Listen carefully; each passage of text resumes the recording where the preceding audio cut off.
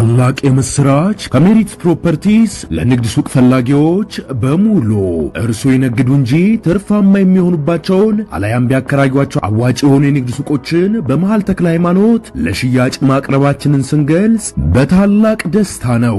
ሜሪትስ ፕሮፐርቲ ከሰፊ ካሬ አማራጭ ጋር ከ14 ካሬ እስከ 40 ካሬ የንግድ ሱቆችን ከ3.8 ሚሊዮን ብር አጠቃላይ ክፍያ ጀምሮ እንዲሁም ቀድሞ ለሚመጡ ውስን ደንበኞች በ3 ወር ጊዜ ውስጥ የሚረከባቸውን ስራ ማላመጃ የንግድ ሱቆችን ከነጻ ስጦታ ጋር ይዘንሎት ቀርበናል። እንዲሁም የመኖሪያ አፓርትመንቶችን ለምትፈልጉ ውድ ደንበኞቻችን ሜሪትስ ፕሮፐርቲ አራዳ ፓርክ ፊት ለፊት ከባለ 1 እስከ ባለ 3 መኝታ አፓርትመንቶችን ከ30% ታላቅ ቅናሽ ጋር ይዘንሎት ቀርበናል። ታዲያ ይህ የማይደገም ዕድል ሳያመልጦ ከታች ባለው ስልክ ይደውሉ።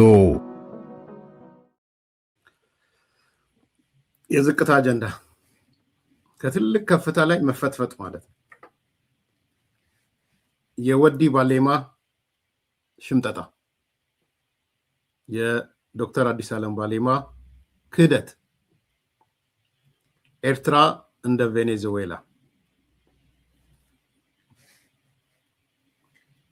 የዶክተር አዲስ ዓለም ባሌማ ሽምጠጣና ክህደት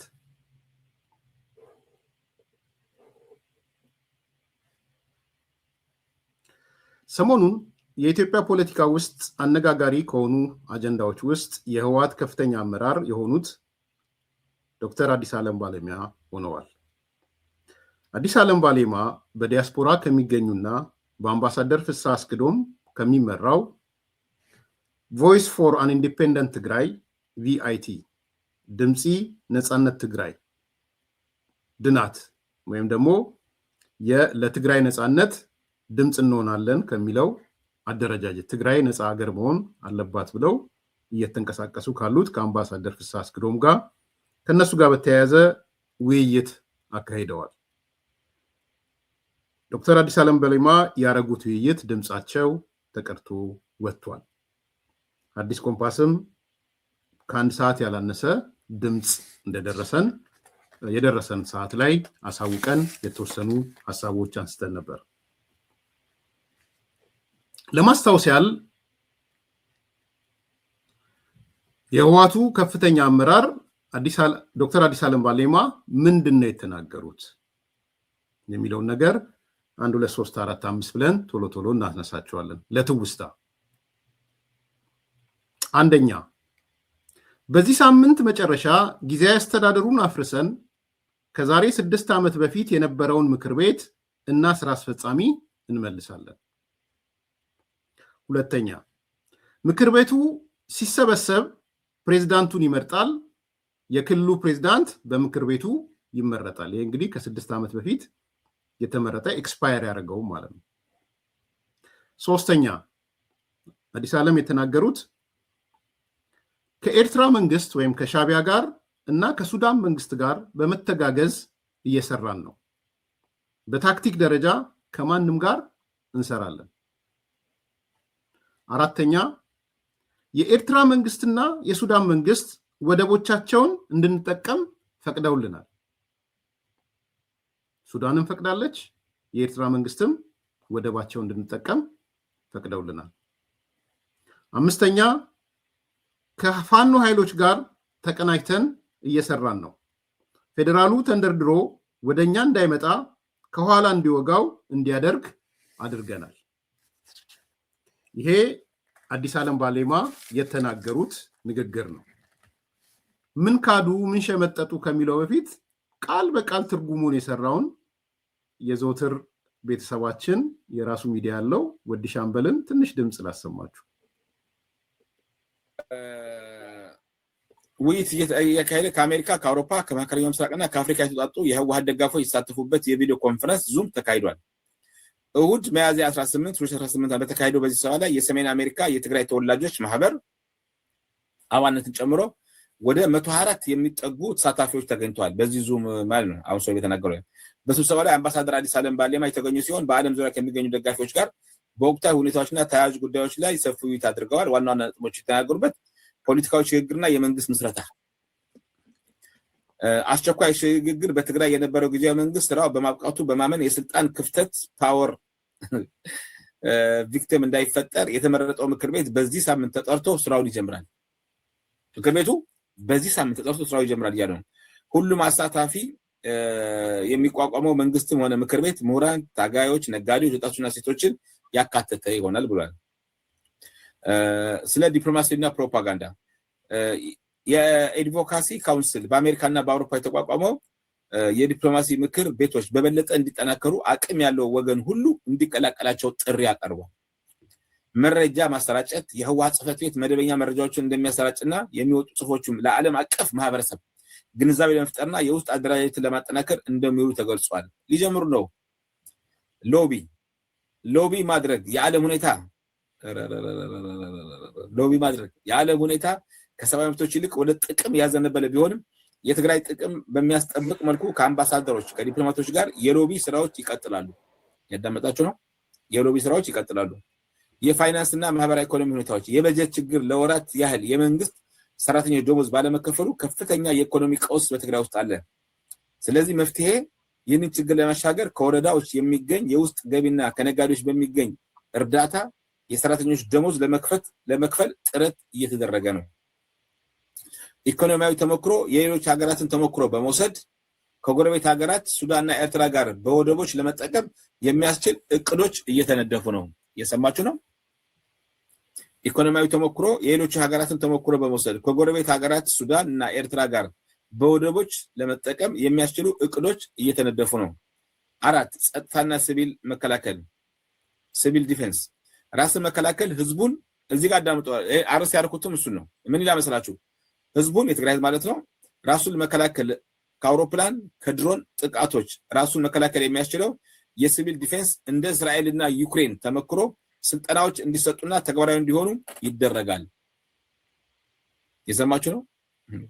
ህዝቡን ከአውሮፕላን ከድሮን ጥቃቶች ራሱን መከላከል የሚያስችለው የሲቪል ዲፌንስ እንደ እስራኤልና ዩክሬን ተመክሮ ስልጠናዎች እንዲሰጡና ተግባራዊ እንዲሆኑ ይደረጋል ይላል። የሰላም ስትራቴጂ ለሰላም ቅድሚያ በመስጠት ድርድር ክፍት መሆኑ ተገልጿል። ሆኖም የትግራይ ጠላቶች የመበታተን ሴራ ለማክሸፍና ጠላትን ለማዳከም ከማንኛውም ኃይል ጋር በታክቲክ መተባበር እንደሚያስፈልግ አስምረውበታል። ለወጣቶችና ለሐሳብ ምንጮች የቀረበ ጥሪ ተሳትፎ ወጣቶች በማህበራዊ ሚዲያ ንቁ እንዲሆንና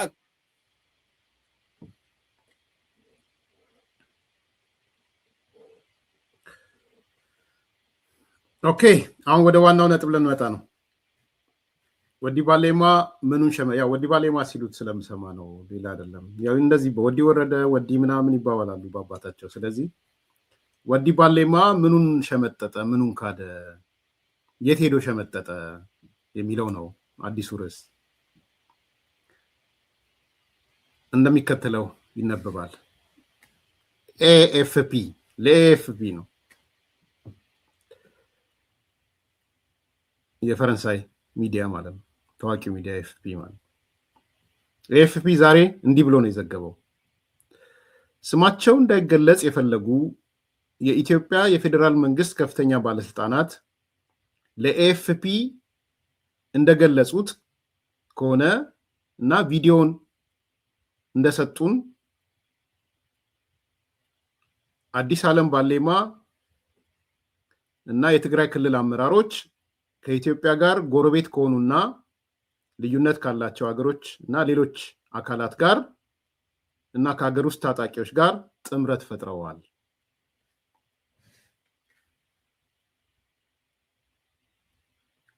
ከኢትዮጵያ ተጻራሪ እምነት ካላቸው እና በኢትዮጵያ ውስጥ ካሉ ታጣቂዎች ጋር የትግራይ መንግስት አስተዳደሮች ወይም ህወሓት ሊሆን ይችላል ጥምረት ፈጥረዋል የሚል ክስ ከነ ቪዲዮ ስማቸው እንዳይገለጽ የፈለጉ የፌዴራል መንግስት ባለስልጣን ሰጡኝ ነው የሚለው። ማን ነው ሰጠኝ የሚለው?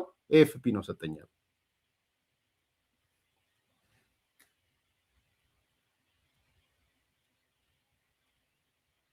ኤኤፍፒ ሰጠኝ ነው ያለው። ኤኤፍፒ ድምፁን ትርጉም ስንሰራው እንዳገኘነው ከሆነ አዲስ ዓለም ባሌማ ትግራይ ብቻዋን አይደለችም፣ ፌዴራል መንግስቱን የምትገጥመው ለብቻው አይደለችም ይላል። ስለዚህ ኤኤፍፒ ምንም አረጋግጧል፣ ድምፁንም ገልብጦ አስተርጉሞ ሰምቷል ማለት ነው ኤኤፍፒ። ድምፁ እንደሚለው ከሆነ አዲስ ዓለም ባሌማ እንደተናገረው ከፋኖ የሚሊሻ ቡድን ጋር ተቀናይተው ወይም ኮላብሬት ይላል ኮላብሬት አድርገው ይሰራሉ። ከኤርትራም ጋር የጋራ ጠላታችን የሆነውን የፌዴራል መንግስት ላይ ተቀናይተን እንሰራለን። ይሄ ኤኤፍፒ ማለት ስቴፖቹን ግልጽ እንድትሆኑ ነው። ኤኤፍፒ ፌዴራል መንግስት ባለስልጣናት ስማቸው እንዲጠቀስ ያልፈለጉ አገኙት። ካገኙት በኋላ ይሄው የድምፅ መረጃ ነው የምንሰጣችሁ። በዚህ ድምፅ መረጃ መሰረት የአዲስ ዓለም ባሌማ ህወሓቶች ከውጭ ሀገር ከኢትዮጵያ ጋር ተጻራሪ አመለካከት ካላቸው አካላቶች ጋር እየሰሩ ነው፣ ከታጣቂዎች ጋር እየሰሩ ነው። ይሄው ድምፁ ብሎ ሰጠ ለኤኤፍፒ የኢትዮጵያ መንግስት ማለት ነው። አመራሮች ስማቸው ያልታወቀው ኤኤፍፒ ደግሞ ምን አረገ? ትራንስክራይብ አረገው፣ ወደሚፈልገው አስተረጎመ። ሲያስተረጉም ምን አገኘ? በእርግጥም አዲስ ዓለም ባሌማ ከታጣቂ ፋኖ ጋር እንሰራለን ያሉት ከኤርትራ መንግስት ጋር እንሰራለን ያሉትን ከሱዳን መንግስት ጋር እንሰራለን ያሉትን አገኘ ማለት ነው። ከዛ ኤኤፍፒ ለባላንስ ወይም ለሆን ያው ሚዲያ ስለሆነ ወደ አዲስ ዓለም ባሌማ ወይም ወደ ወዲ ባሌማ ደወለ። ምን ቢሉ ጥሩ ነው? ቁልፍ ፖይንቱ እሱ ነው። አንደኛ የሰማችሁት ኦዲዮ ትክክል ነው፣ የኔ ነው አሉ። የኔ ነው።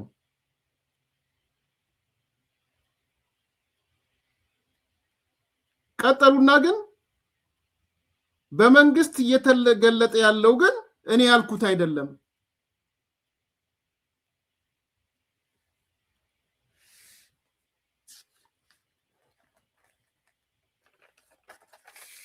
እኔ አላልኩም፣ አልተናገርኩም።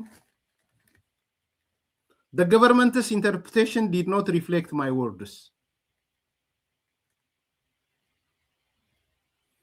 እኛ ህወሓቶች የህወሓትን እኛ ይላል ግልጽና ያልተለወጠ የማይለወጥ አቋም ነው ያለን። እኛ የቆምነው ለሰላምና ለደህንነት ነው። ለሰላም ቅድሚያ ነው የምንሰጠው፣ ለደህንነት ቅድሚያ ነው የምንሰጠው። መንግስት የሰጣችሁ ቪዲዮ ወይም ኦዲዮ ቪዲዮ ሳይሆን ኦዲዮ ኢንተርፕሬት የተደረገበት ትክክል አይደለም። ሸመጠጠ፣ ሽምጥጥ አድርጎ ካደ። ኤኤፍፒ ነው። ለምን ይመስላችኋል? ወዲ ባሌማ ለምን ሸመጠጠ? ለምን ካደ? ማለት እንደዛ በኩራት የተናገረ ሰውዬ እንደዛ አንድ ሰዓት ምናምን የተናገረ ሰውዬ እኔ አይደለሁም አላለም። ኦዲዮ የኔ ነው አለ።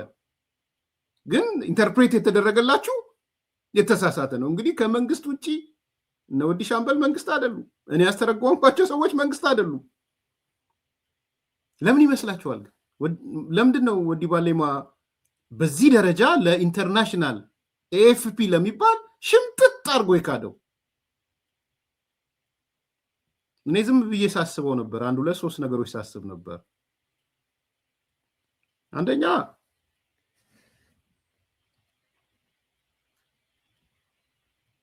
ምንም ጥያቄ የለውም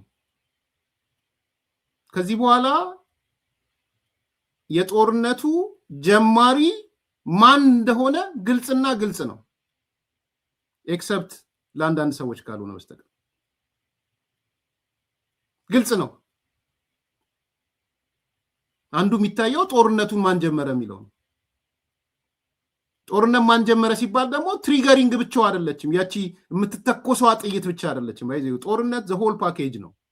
you know the difference between war and battle ታውቃላችሁ አይደለ? በዋርና በባትል ማለት ዋር ማለት ኦቨር ኦል ኦብጀክቲቭ ስትራቴጂው ምኑ ያለበት ነው ጦርነት የምንለው ማለት ነው። ያ ደግሞ ባትል የምንለው ይቺ የጦርነት እንትኗ ምንድነው ፊልዷ አውደ ውጊያ የሚባለው ባትል። በአውደ ውጊያና በጦርነት መካከል ትልቅ ልዩነት ነው ያለው። ማን ነው ጦርነቱን የጀመረው ስትሉ ከእቅድ ጀምሮ ከስትራቴጂ ጀምሮ ከዝግጅት ጀምሮ ያለ ነገር ነው። አሁን ከዚህ በኋላ ዓለም ጦርነቱን የጀመረ የኢትዮጵያ መንግስት ነው። ጦርነቱን የጀመረው ምናምን የሚልበት ነገር አልቋል።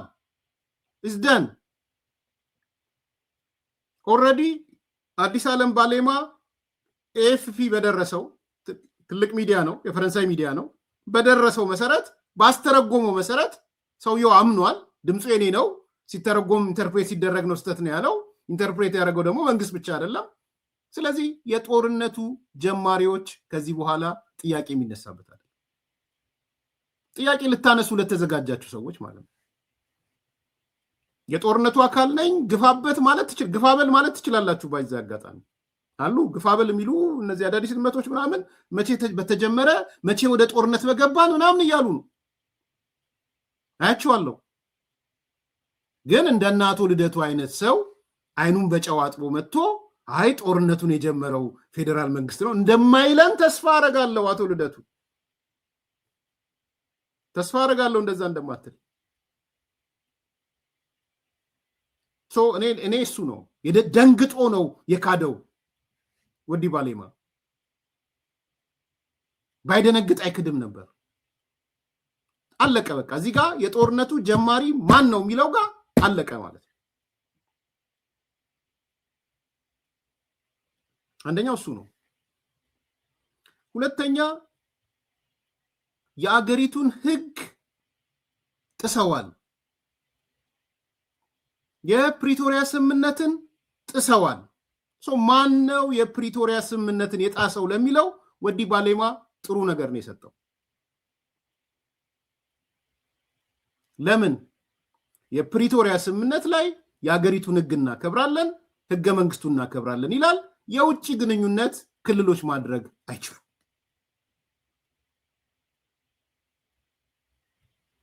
ክልሎች ከውጭ ጋር በቀጥታ ከውጭ ሀገራት ጋር መገናኘት አይችሉ።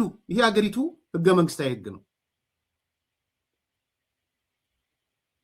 ስለዚህ አሁን መጥቶ ከሱዳን ጋርም ተገናኝተናል፣ ከኤርትራም ጋር ተገናኝተናል፣ ተቀናይተን እየሰራን ነው፣ ተቀናይተን እያደረግን ነው፣ ወደብ አገልግሎት ተስማምተናል ሲል ከውጭ ጋር ተላልፎ ግንኙነት ነው። የፕሪቶሪያ ስምምነትን ስብርብሩን ያወጣው የነ አዲስ ዓለም ባሌማ ህወሓት ነው ማለት። ሁለተኛው ምልክት እሱ በቃ አለቀ። ምንም መረጃ ማስረጃ ነው። የሀገሪቱን ህግም ፕሪቶሪያ ስምምነትንም ማናፈረሰው በሚባል ጥያቄ የማይነሳበት ይሆናል ማለት ነው።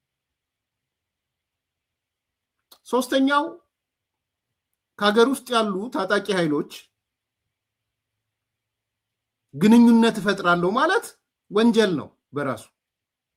መንግስትን እንወጋለን ከሚሉ አካላት ጋር አብሬ እሰራለሁ ስትል ተመልሰ ወደ ሽብርተኝነት የምትገባበት ማለት ነው። ይሄ ነው፣ ሌላ ሊሆን አይችልም። እንደውም ፋኖ የሚባለው ወደ አሜሪካ ደግሞ ሲገለበጥ ሶስተኛ ደረጃ ሽብርተኝነት የሚል ፍርጃ የተሰጠው ነው። ከሶስተኛ ደረጃ እርከን ከተሰጠው የሽብርተኛ አካል ጋር እሰራለሁ የሚለውን ጽምዶ ፈጥር ያለውን አዲስ ዓለም ባሌማ ተናግሮታል። ቢያንስ እነዚህ ሶስት ነገሮች ያመላክታል ብዬ ነው። ለዚህ ነው የሸመጠጠው ብዬ ነው ማለት። ለምን ሸመጠጠ የሚለው ለምን ካደ? አዲስ ዓለም ባሌማ ለምን ሸመጠጠ? ለምን ካደ ብዬ ሳነሳ እነዚህ ነገሮች ሶስት ይመስለኛል። ይሰራል አይሰራም እናየዋለን። መጨረሻ ኤርትራ እንደ ቬኔዙዌላ ነው። ኤርትራ እንደ ቬኔዙዌላ ሰሞኑን ከወደ አሜሪካ የተሰማ መረጃ የኢሳያስን መንግስት ክፉኛ አበሳጭቷል። መግለጫ እስከ ማውጣት ድረስ እንዲሄድ አድርጎታል። መረጃውን ያወጣው አንድ እዚህ ያለ ተቋም ነው። ይሄ ተቋም መረጃውን ካወጣ በኋላ በሚዲያ ካወጣ በኋላ ኤክስክሉሲቭ በሚል የወጣ መረጃ ነው። ይሄ ጆርናል ያንን መረጃ ካወጣ በኋላ እነዚህ ሰዎች ኦልሞስት ወደ ማበድ ነው የሄዱት። ዎል ስትሪት ጆርናል ነው ያወጣው። ይሄን ዎል ስትሪት ጆርናል የሚባለው ታውቁታላችሁ፣ ትልቅ እንትን ነው። WSJ የሚባለው ማለት ነው። ይሄ ካወጣ በኋላ በጣም ተደናግጠው መግለጫ እስከማውጣት ድረስ ሄደዋል እና እዛ ላይ የዚህ ዎል ስትሪት ጆርናል ምንድነው ያነሳው? በተለይ ማሳድ ቦሉስ የሚባለው የዚህ የትራምፕ አንዱ የመካከለኛው ምስራቅ አማካሪ እንደ ቁልፍ ሰው የሚባለው የሰጠው አስተያየት ተብሎ ነው የቀረበው ዌል ስትሪት ጆርናል። ሶ ምንድነው የተባለው? ዛንት ላይ የሚለው ኤርትራ ይላል። አንደኛ ኤርትራ የአፍሪካ ሰሜን ኮሪያ ናት ይላል። አንደኛ ዌል ስትሪት ጆርናል ላይ ወጣው ማለት ነው። ሁለተኛ ኤርትራ ምንም እንኳን እንደዛ ብትሆን አስተዳደሯ ይልና ከ700 ማይል በላይ የሬድሲ ኮስት ስላላት ለኤርትራ ስትራቴጂክ ናት ይላል። ቀጥሎ በተለይ ከዚህ ከኢራን ጋር ለገባችበት እሰጥ አገባ ኤርትራ ታስፈልጋለች ይላል። አሁን ኢሳያስን ያበሳጨው ጸጉሩን ያስነጨው ይሄ ማሳድ ቦል ውስጥ አነሳ የተባለው ማርቲን ፕላውት ጽፎታል። ባይዘው ሄዳችሁ ማርቲን ፕላውት ላይ ማየት ትችላላችሁ። ማርቲን ፕላውት ስለምታውቁት ማለት ነው። እዛ ላይ ምንድን የተጻፈው? ይሄ ቦሉስ የዚህ ማሳድ ቦሉስ የሚባለው የዚህ የመካከለኛው ምስራቅ የትራምፕ ዋና አማካሪ እነዚህን ሁለት ነገሮች ይቀበልና ነገር ግን ምን አለሳ? ኤርትራ ለአሜሪካ ስትራቴጂክ ሀገር ናት። በኤርትራ ላይ የቬኔዙዌላን ሞዴል እንጠቀም እና ኢሳያስ አፈወርቂን ወደ ፍትህ እናምጣው የሚል ነው የተናገረ የተባለው። የቬኔዙዌላ ሞዴል ወደ ኤርትራ መጥቶ ኢሳያስን በቁጥጥር ስር እናውለው አለ ነው። ይሄ እንግዲህ ትልቅ ሰው ነው። የመካከለኛ ምስራቅ ዋነኛ አማካሪ ተደርጎ የሚታይ ነው። ዌል ስትሪት ጆርናል ደግሞ በጣም የታወቀ ነው። ይሄ የኤርትራ መንግስትን አሳብዷል። ያሳብዷቸው ባለ 2 ገጽ መግለጫ ነው ያወጡት። ሚስካራክተራይዜሽን ነው፣ ትክክል አይደለም እየተደረገ ያለው፣ እኛ ስትራቴጂክ እንትን ነው ቅንጅት ነው መፍጠር የምንፈልገው የሚል። ምክንያቱም የተነካባቸው ማን ነው? ኢሳያስ። በአማካሪዎቹ ዘንድ እየተነሳ ያለው እሳቤ እና ሐሳብ በዋናነት እንደ ቬኔዙዌላው ፕሬዚዳንት ወስደን ኢሳያስን ለፍትህ እናቅርበውና ኤርትራን ግን ስትራቴጂካሊ እንጠቀምባት የሚል ምን ያመጣል? ምን አይነት ነገር ይፈጥራል? ጀስት ሐሳቡን ልስጣችሁና ሌላ ጊዜ በሰፊው የምንነጋገርበት ይሆናል ማለት ነው። ለዛሬ በዚህ ላይ ላብቃ። መልካም ቀን።